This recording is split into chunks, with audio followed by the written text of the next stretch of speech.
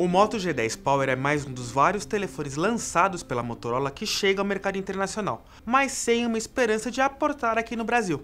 Em meio a uma enxurrada de smartphones no mercado, há o Moto G10 aqui no Brasil, que praticamente não tem diferenças com o Power. Será que diante disso, vale ter o trabalho de importar o G10 Power só pela sua bateria? Fica aqui com a gente que eu te respondo agora. Só deixa eu te lembrar de baixar o nosso comparador Escolha Segura, um plugin para o seu navegador e também um aplicativo para Android que te permite comparar preços, testar cupons e criar alertas para você nunca pagar mais caro. Sabendo disso, bora pro review do G10 Power?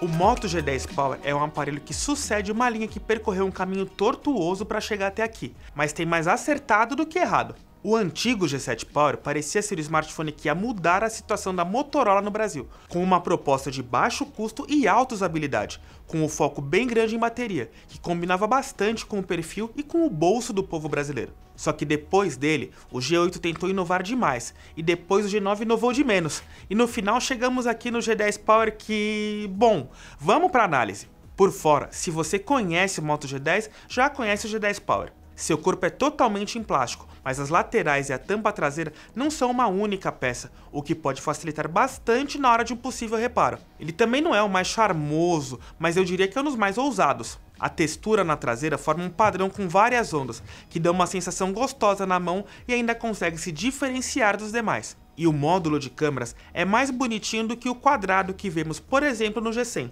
Esse tipo de disposição, em que as três lentes ficam em um lado, enquanto o flash mais o sensor menor ficam juntos, ajudam a deixar a ergonomia melhor e evita que fique um quadrado exagerado na traseira, com o flash solto logo abaixo ou ao lado.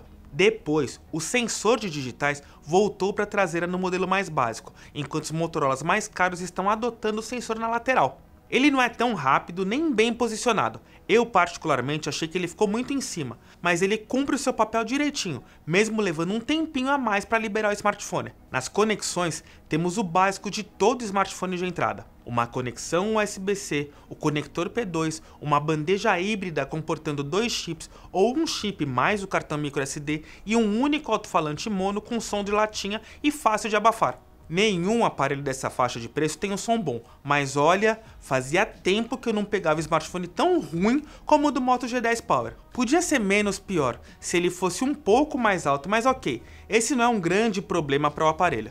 Na lateral direita, temos um total de 4 botões. O mais alto aciona o assistente Google, tecla essa que não pode ser reprogramada e nem desativada. E logo abaixo ficam os botões de volume e o de energia, que acabam sendo prejudicados pelo posicionamento do botão extra. Olha, eu confesso que me atrapalhei bastante por causa desse botão. Várias vezes eu fui aumentar o volume e ativei o assistente, quis diminuir o volume e acabei aumentando, olha, complicado. Eu realmente não acho que ele seja necessário, já que o acionamento pode ser feito com um gesto na tela. Sem contar que é mais uma peça móvel no smartphone para correr o risco de quebrar. E parece que para provocar, a dona Motorola ainda deixa essas marcas brancas nos cantos, para indicar o local onde você arrasta o dedo, caso queira chamar o assistente de forma virtual. Falando nela, a tela não trouxe nada muito diferente, entregando apenas o esperado para uma tela de um aparelho de entrada. A Motorola deixou a frente do telefone toda reta, mas o vidro do smartphone ainda tem aquele aspecto 2.5D, o que seria ok se pelo menos ele tivesse uma moldura de plástico em torno da tela. Fora essa questão, o G10 Power seguiu com um painel LCD de 6.5 polegadas, com bordas bem grossas, reduzindo um pouco a área útil da tela.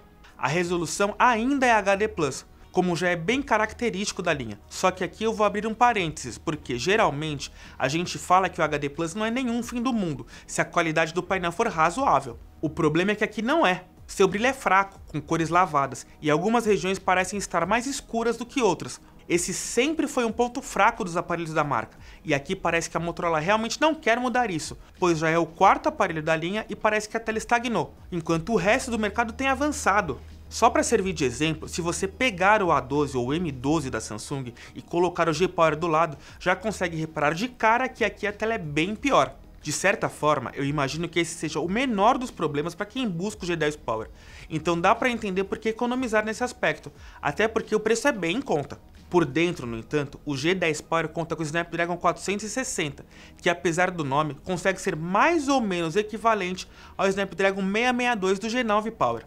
Parece que a linha não sabe se avança para um aparelho de entrada um pouco mais forte ou se fica com uma opção de entrada mais barata, e agora parece que voltaram para essa segunda categoria. Não que isso seja um problema, mas dá a impressão de que ele fica perdido e a longo prazo pode não ser tão óbvio como cada um deles se posicionam no mercado.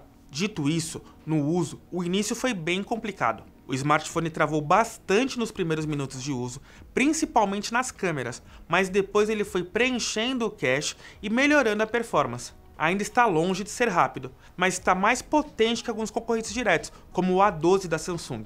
Eu confesso que eu não estava esperando conseguir rodar todos os títulos que costumamos testar aqui no canal, mas o carinha até que mandou bem. Tudo rodou no mínimo possível e apresentou um certo engasgo, principalmente em Genshin ou Asphalt 9, mas em alguns casos até deu para se divertir.